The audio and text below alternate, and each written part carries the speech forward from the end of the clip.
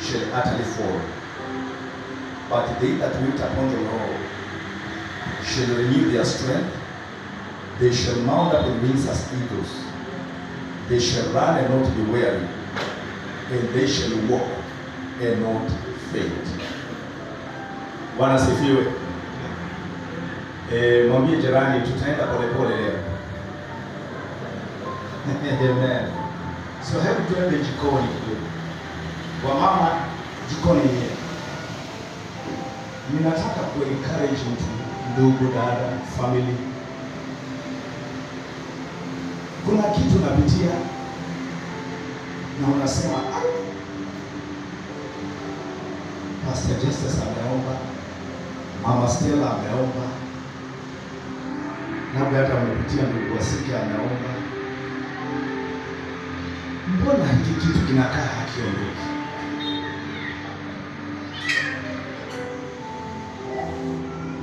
Kila mmoja wetu once in a while Mungu hukuweka katika jikoni yake. Bwana sifiwe. Mshaenda restaurant, nasema ninataka pilau,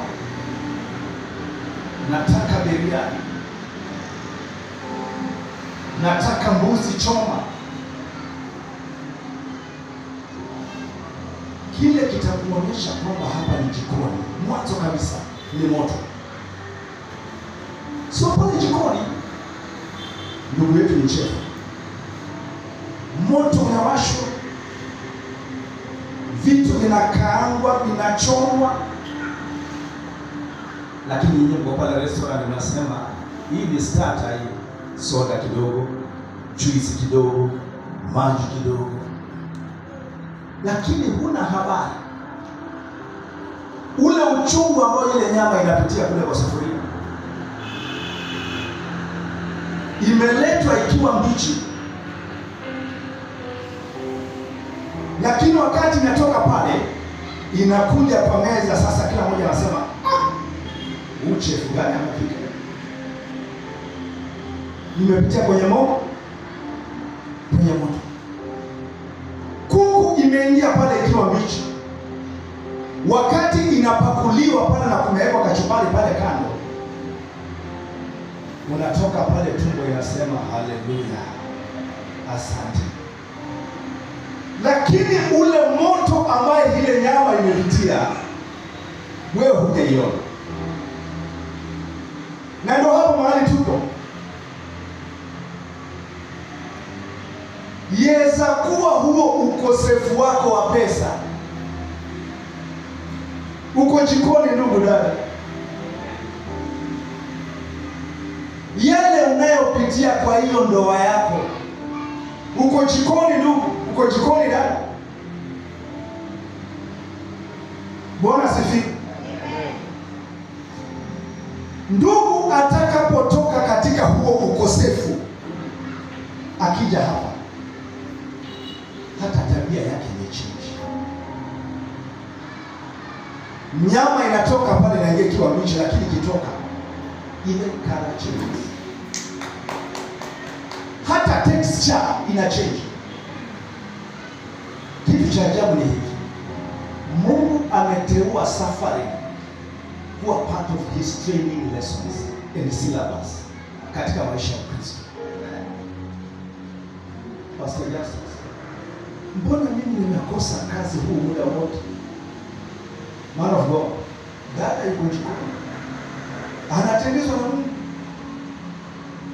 Ndugu yuko jikoni, anatengezwa na Mungu. Maandiko yanasema even Jesus himself, he learned obedience through suffering. Bwana sifiwe. Dada, umeokoka lakini mumeo hajaokoka, na inafika mahala na react, tunajua. Lakini sasa niache huu wokovu ama sijui nini? Yaweza kuwa ndo ile jikoni Mungu amekuwepo. Dada, unapikwa. The moment utakubaliana na Roho Mtakatifu upitie hicho unachopitia, you will come out mistreating woman of God, maybe that mistreatment is creating a mighty intercessor that we need. Bwana sifiwe. But wewe unasema mbona mimi tu ndo ninapitia haya? Mbona mimi tu ndo ninapitia haya? Dada, mchicha unapikwa dakika ngapi? 5 tu. Na nyama? Kati ya nyama na mchicha ni kiki kitamu zaidi? If you are carrying a greater ministry, your training will not be like my ministry. Bwana asifiwe. Bwana asifiwe. The greater the anointing, the heavier the ministry, the higher the price. Training yako, Daniel, Shadrach na Abednego wamewekwa ndani ya tanuru. Walipotoka, it was a declaration. Hakuna Mungu mwingine wa kuabudiwa katika taifa hili isipokuwa Mungu wa Daniel, Shadrach na Abednego. Ndani ya moto, ndani ya tanuru, hapo ndipo tunatengenezwa. Yategemea ni moto gani. Kila mmoja wetu kuna moto tofauti kwa ndani. Jikoni, Mungu ametuweka jikoni sote. Roho Mtakatifu ndio senior chef. Anasema, Mungu, nitoe hapa. Roho Mtakatifu anakuja anatembea jikoni anasema, mchicha umeiva, toa kando. Huyo ni ndugu Victor. Training yake imeisha. Mpatie. Bahati, mpatie 5 minutes. Lewis, mpatie siku moja. Haja hivyo bado. Dada fulani, Pius, mpe mwaka moja. So tukija kanisani, dada amepokea, tuliombewa sote wakati moja, lakini wewe hujapokea. It is the training and the level of training and suffering that God has allowed in your life and in my life. It determines what God is making in your life, my sister. Lakini sote tuko jikoni. Bwana Yesu asifiwe.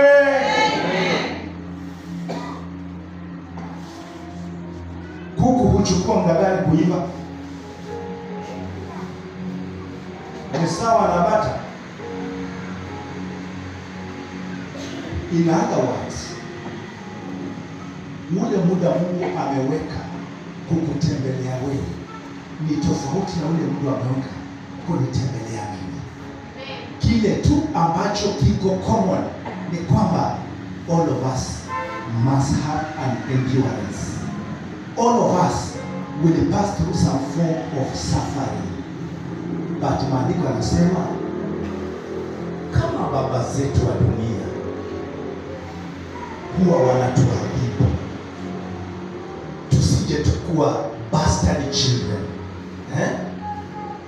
Kijana ambaye angekuwa wa baraka kwa jamii, awe ni wa kike awe ni wa kiume, anashika panga kukata mtu alikaa baba yake, those are bastard children. Anashika panga kukata vijana wenzake, huyo ni mtoto hajakuta training ya Mungu ama ya mzazi. Ndio Mungu hataki sisi tumisrepresent duniani na katika ufalme. If you are not trained, you are going to misrepresent God in His kingdom. And one of the things that are in the training of God, suffering is part of it. Ni vizuri tunaomba kupokea, lakini nakwambiaje ndugu dada, Josefu kaambia Rebeka, mazee hapa Migingo hapa Kamiti bwana, nimekaa mpaka hata nimechoka kukaa. Ukienda huko kwa nyumba ufanye nikumbuke.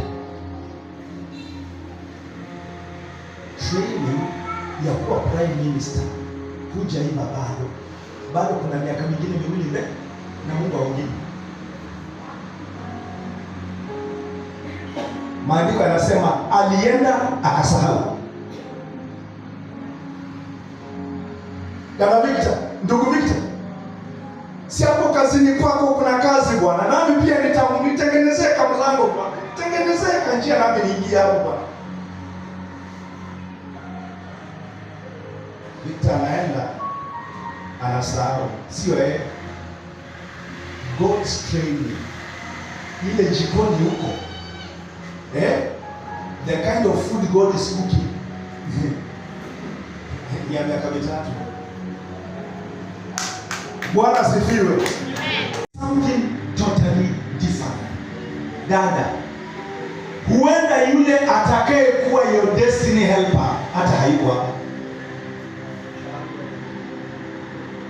Unaona kama vijana wetu, hata wengine labda mabwana zetu wako hapa, mabibi zetu wengine wako hapa, wako kanisa hili, ama hata wengine hawajaokoka, usishangae. Bwana asifiwe. But Mungu amekuweka jikoni ukaeze kuiva. Why? Pastor Justus, ndugu anaweza sema ametosha kuoa, akipewa mke hawatamaliza miezi 6. Ngumi. Haja hivi. Ngumi. Ameinherit za kwa ubalo yangu.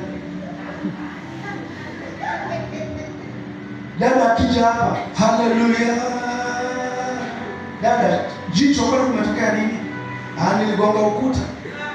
Kumbe ndugu ame exercise 5-fold ministry. Bwana sifiwe. Niligonga ukuta, niliteleza, pastor niliteleza, pale kwetu niliteleza stairs.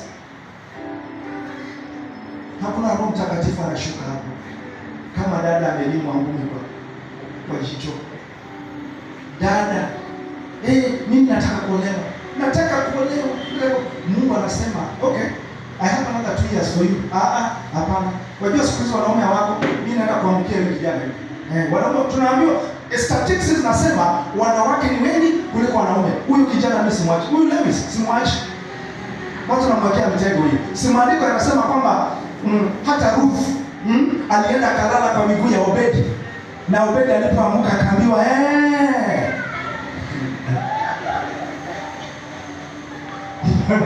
Bwana asifiwe.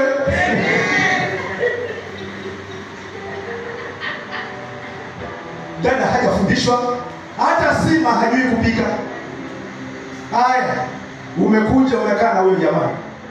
Akija jioni unamwambia twende tukale Rongai. I'm sorry for you.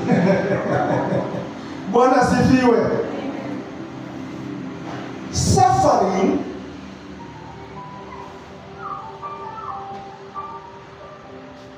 James 1. Kabla tujaendelea.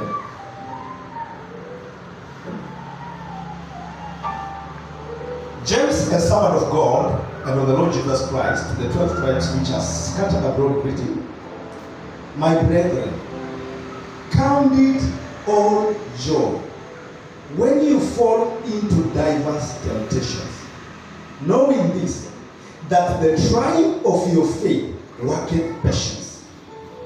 But let patience have her perfect work, that you may be perfect and entire, wanting nothing. If for any of you lack wisdom, let him ask of God, that giveth to all men liberally, and upbraideth not, and it shall be given him. My verse 2.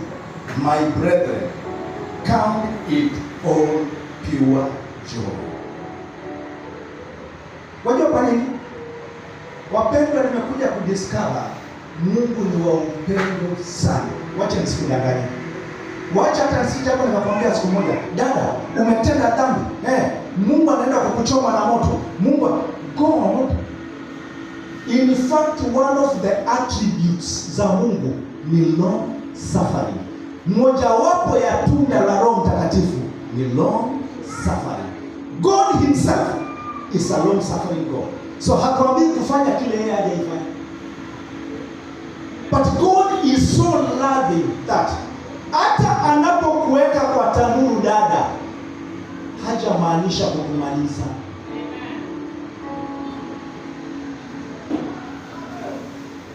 Kuna wimbo tulikuwa tukiimba, ulikuwa unasemaje?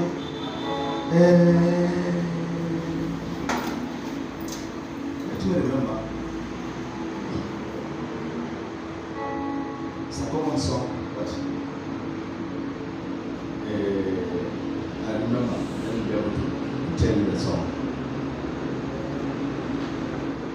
But kuna hii ya huyu dada yetu, umeahidi wewe Bwana uniache hadi mwisho wa dahari, ulisema uniache. Wewe ni Mungu uliye mwaminifu siku zote.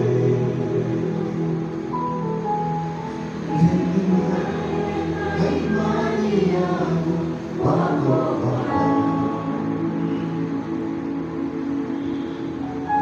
Baba, hata mama wanaweza nilia, na marafiki nao wanaweza nigeuka. Hata mumeo anaweza kukugeuka, hata mkeo anaweza kukugeuka. Mlioana hauna kazi, dada akaomoka. I have real experience. Marafiki zangu akamwambia, sasa siko level yako hivi. Mwanzo Afrika dada zetu mko tafu kuliko wanaume. Akiomoka tu baba kwa shida yake, si wote. Akiwa yeye kidogo, mshahara wake ni 200,000 na wewe yako ni 20,000.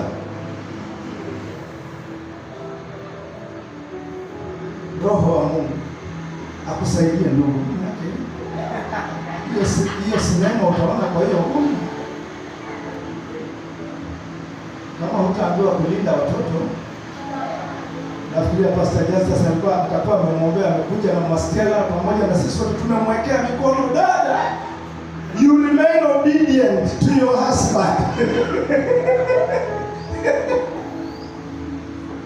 Lakini mume anapata 20,000 mpaka mbingu ishuke.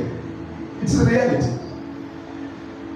But when a man is getting 200,000 and the wife is getting 10,000, hakuna shida.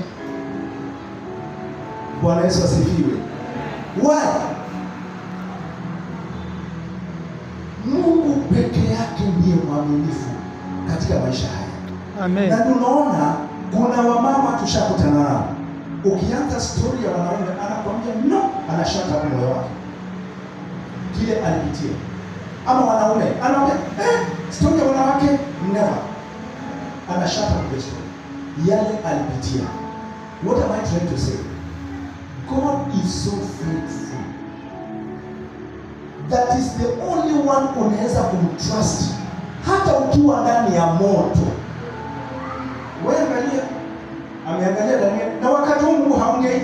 Wakati ukiwa jikoni, saa nyingine huwa haongei. Utaomba, hakuna scripture.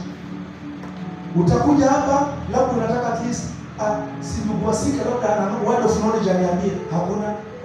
Pastor Justus anaweza kuprofesia kidogo, labda sasa nimeteseka na kushota, hakuna. Why? Uko jikoni mpaka the right time. Bwana Yesu asifiwe. So wakati ukiwa pale jikoni, lakini kile kitu kinaungwa pale, dada atakapotoka katika hiyo jikoni, ameingia kwa praise and worship, wimbo moja, mbingu zinashuka zinasema yes. Mungu anasema hapo nimeweka rubber stamp, sababu mtihani wangu amepita. Dada anakuja, anasimama, anashare neno, anatoa revelation mpaka wewe mchungaji, lakini unashangaa, what is this? Amekubali kupitia training mpaka ameiva. Ukishapita training ya Mungu, wanadamu wakupe authority ama wasikupe, Mungu mwenyewe anakuinua. The right time. When God deals with you in the secret, wakati wa kuinuliwa, hata sisi tusimame hapa tuseme, Pastor Justus, huyo usimpe microphone. Usimpe microphone. Mkimkanyaga hapa anachomokea pale. Amen.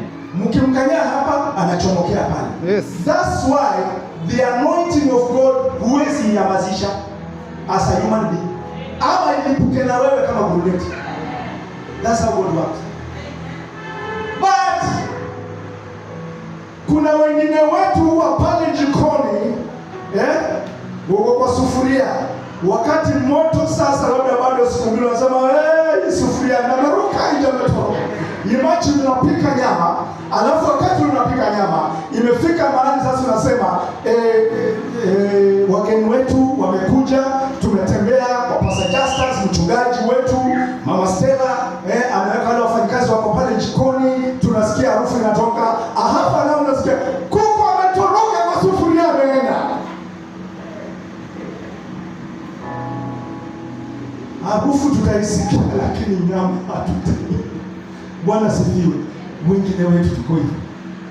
Dada ametoroka. Pastor Justus, I cannot stand this.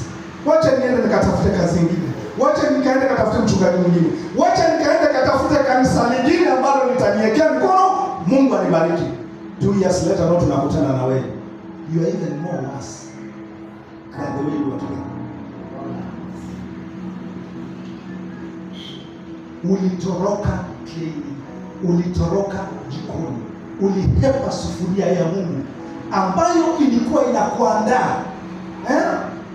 Dada ambaye angepitia hiyo hali, wajua wadada ambao hawajaokoka na apate mwanamume ana pesa, especially awe kidogo mambo ya wokovu hataki, anaweza hata kupata anatembea na msichana pale kutaka kumuudhi. Je, sasa huyu dada anafika mahali, will I withstand this? Ndio naenda kanisani, ndio naomba, lakini Bwana wangu anamfanyia madharau kama haya. Nimempata na msichana wangapi? Tena msichana mwenyewe ni jirani yetu, ploti ya 3. Na ukimuuliza mzee anakuwa mkali kama chui. But dada anavumilia after 3 years. Mzee anakuja soba anasema mama nani? Ni kweli. But I'm sorry. I'm sorry. The power and the anointing huyo dada atakuwa amebeba ni tofauti. Itakuwa inaendelea. Angeamua, sio umeamua kutembea na vidosho, acha mimi pia niamue nikuoneshe. Mimi pia utanipata na jamaa mwingine, si uko kazini wako, wananikatia kila siku na nawaambia nimeolewa. Sasa naenda kuambia kama unatembea na ringi kama hii. Na unajua unafanya hotelini. Sasa unasema sile jamaa ni yule alikuja reception akaniambia, "Lady, how are you? Are you married?" "Yes, I'm married." "How many children do you have?" "No, I don't have any child." "Is your husband here or is living up country?" Sasa yeah, I'm not married. Wazungu ni werevu. Akiona hii ring, wanajua maana yake. Atakuuliza, "No, but what is this?" "I see the ring for marriage." Wajua wale wanasoma sana internet, wanajua mtu ameolewa, mwanamke ameolewa Kenya, huwa iko na ring kama mwanamume. That's why unaona wandugu wengi na wadada wengi, ukipata mmeo ametoa ring ya harusi, muulize. Usimtukane lakini muulize. Because tuko dunia hiyo. Wazungu atakuuliza, so jamaa wanatoa hii anatupa, ili wakati anauliza anasema mimi sijaole ama mimi sijao. Lakini dada amevumilia yale yote mzee amefanya. Huyu dada wakati hii ndoa Mungu atakuwa anairejesha. Ni dada ambaye ana testimony na uwepo wa Mungu ambao huwezi kufananisha na mtu yeyote. Atakuwa a blessing to many people. Atakuwa a blessing to many families. But our challenge is this. We run away from the training. Tunatoroka. Ndio sasa hapa nasema kwamba but them that wait upon the Lord. Them that, ile mama alikuwa anatuambia la Sunday, them that wait upon the Lord, they shall be strong. They shall run and not be weary. They shall walk and not faint. Why? They waited in the Lord at their time of trouble. They waited on the Lord katika jikoni ile Mungu alikuwa ameweka, katika zile mateso Mungu alikuwa ameweka. Hapo utapata mchungaji amebeba upako ambao unatakikana in the present generation. Utapata mwimbaji saa hii, waimbaji wamefika kwenye shida. My brother Bahati, tunajua Mungu atakupeleka mbali, but ukitoa wimbo na hit, mtu wa kupromote akija tuambie, because hao ndio wanamaliza wimbo. Jamaa akija kuambie we are giving you 7 million sisi to promote hii kanda, tuje tuambie kama utachukua hiyo pesa, inaweza kuwa ndio mwisho wako. That is what they are doing.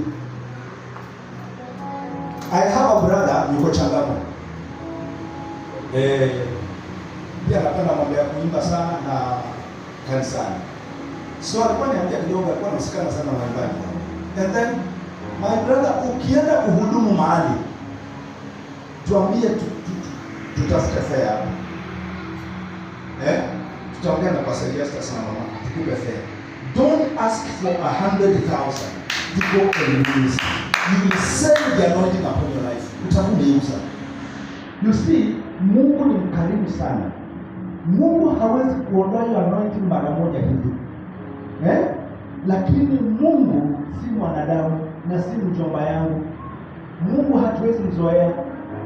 Ukifanya tu hivyo, si umepewa 100,000 ya kwenda kuperform, 100,000 ya ndege. The next time utaimba hakuna upako, utaimba hakuna energy. Sasa umebaki entertainer. Why? You have sold the gift because of money. Hivyo ndio vile musicians wanamalizwa. Na wale jamaa, they sold the music industry, wanajua hiyo mchezo. So ndugu yangu alikuwa ananiambia hivi, ajabu wanakuja, wanakupatia 7 million. Wanakuambia huu wimbo unatuachia for 5 years. Sasa si wako tena kama umeununua. Wanaenda wanapromote demonically kwa media. So kila wakati tunaiona kwa media. Ndugu Bahati kumbe Mungu amemtembelea. Ndugu Bahati kumbe Mungu amemtembelea. But you sold na wao wakaipitisha pale, wakaiweka kwa media, si kwa uzuri, in a demonic way. They gave you money. Roho Mtakatifu hawezi kukutembelea tena kwa ndoto kukuletea inspiration. Wala ukiwa kwa ibada hupati tena inspiration. Hivyo, na si waimbaji tu, hata sisi tunaosimama hapa kuhubiri. The moment nikianza tu cash in, it's just a matter of time. Hiyo upako utaiona tena. Hiyo knowledge utaiona tena. Nitakuwa pale na V8, lakini nitaanza kufanya sarakasi kabisa. Nitasimamisha V8 hapo, niambie wasike, kumbe siku hizi Mungu amemuinua, man of God. Wapendwa, upako wa Mungu hautembei ndani ya V8 wala hautembei ndani ya gari kubwa, unatembea ndani ya mtu. Ndio sababu unaitwa wewe hekalu la Roho Mtakatifu. Si vitu zako zinaitwa hekalu la Roho Mtakatifu. Hekalu la Roho Mtakatifu ni mimi na wewe. Bwana sifiwe. Hizo vitu tunavihitaji kabisa, the right way, kama vile pastor alikuwa anasema asubuhi. But tusije tukatumia gifts Mungu ametupa kutafuta pesa. God will anoint you. Unasimama hapo unaimba, kila mtu anakuja anakuambia bro, Mungu amekubariki. Hata wakati ulikuwa unaimba, nimesikia nimepona kansa. Hata wakati ulikuwa unaimba, headaches zikapona nimeona vision, mbingu zikifunguka. It is true. But pesa, the devil is using money to destroy servants of God and property. Ndio maandiko yanasema watu wangu wanaangamia kwa kukosa maarifa. Tena Mungu anasema ndio watu wangu, si watu hawajaokoka.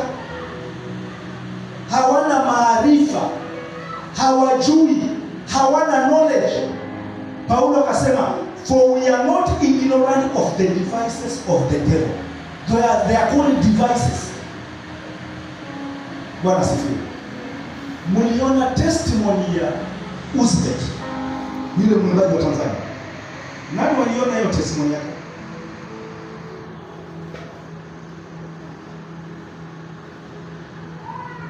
Uzbek ameimba wimbo moja hapo ni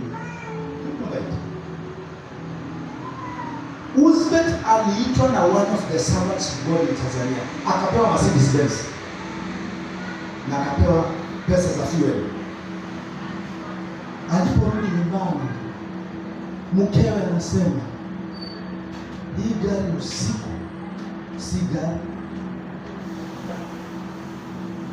Alipewa with no man of God. Usiku gari si gari.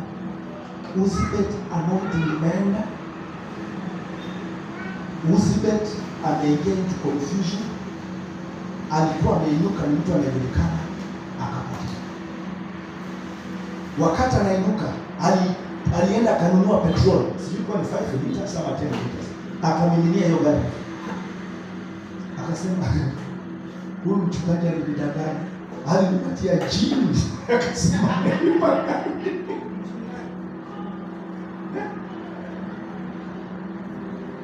that is where we are. Wana wa Mungu. Yes, humble as a dove, but as cunning as a serpent. Mahali tumefika, dini kia dini kubwa kabisa, na kidogo hauko sure, jaribu kushiriki na pastor. Yaani tuambie, nimepata dini hivi na vile na vile na vile. Si mbaya, but kidogo sijui mnaonaje. So that at least you can get a view. Usije ukaingia kwa mtego wa ibilisi in the name of breakthrough. Kuna breakthrough zingine si breakthrough, ni mitego. Si breakthrough, ni mitego. Dada, unajua vizuri kabisa huyu ndugu hajaokoka, anaendesha gari, kwao ni matajiri, ana nyumba nzuri, na anakuambia anataka kuoa na hajaokoka. Dada, ndoa si gari, ndoa si nyumba. Inaweza kuwa wewe ni kati ya wale 5 ambao yuko nao. Na watu wa dunia siku hizi wamekuwa makini. Wanasema wasichana wazuri wale wamejiki wako kanisani, kule nje kunaoza. Sasa wao wanakula vituko huko nje, alafu wanakuja kutafuta wadada ambao hawajaichafua kanisa. The same kwa wadada. My brother,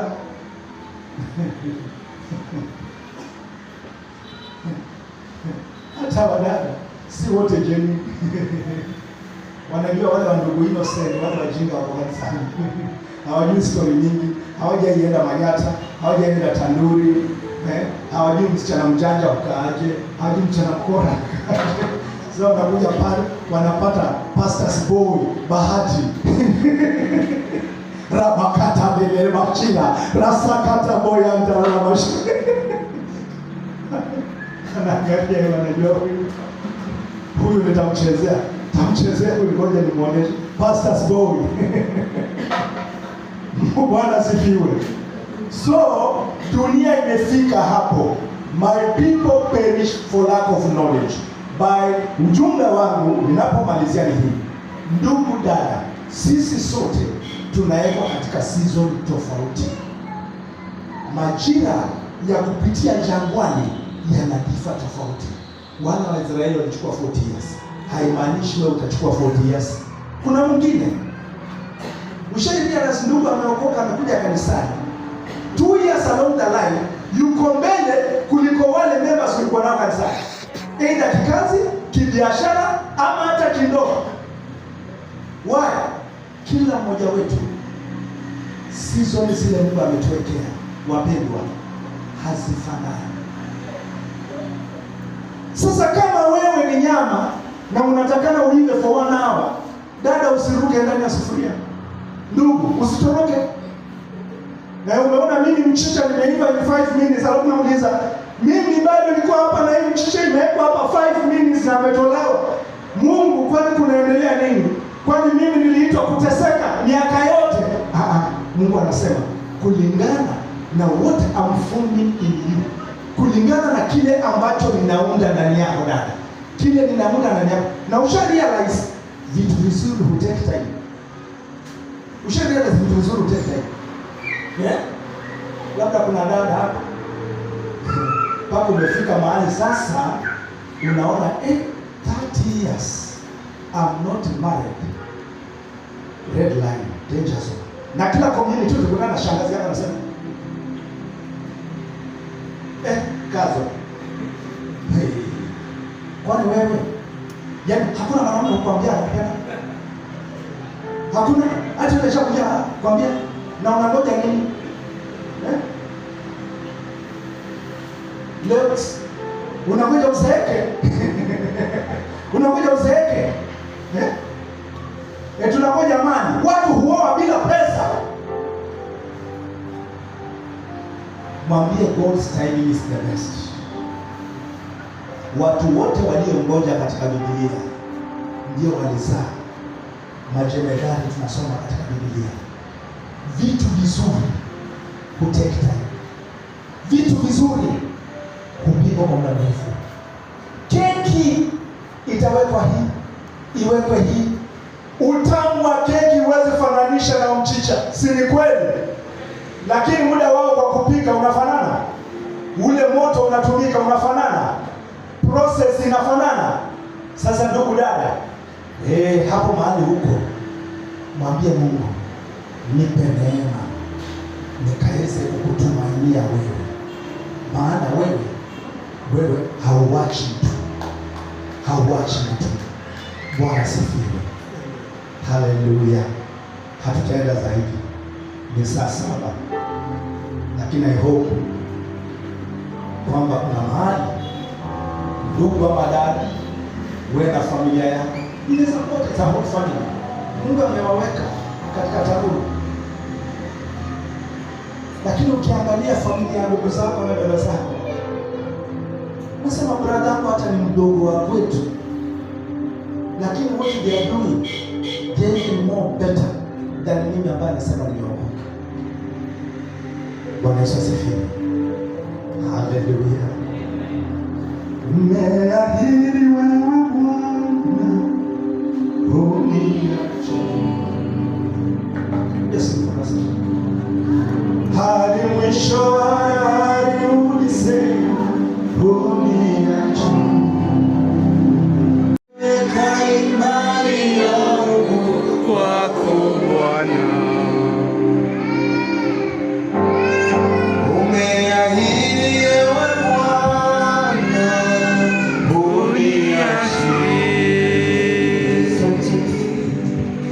Hadi mwisho wa dahari ulisema uniache.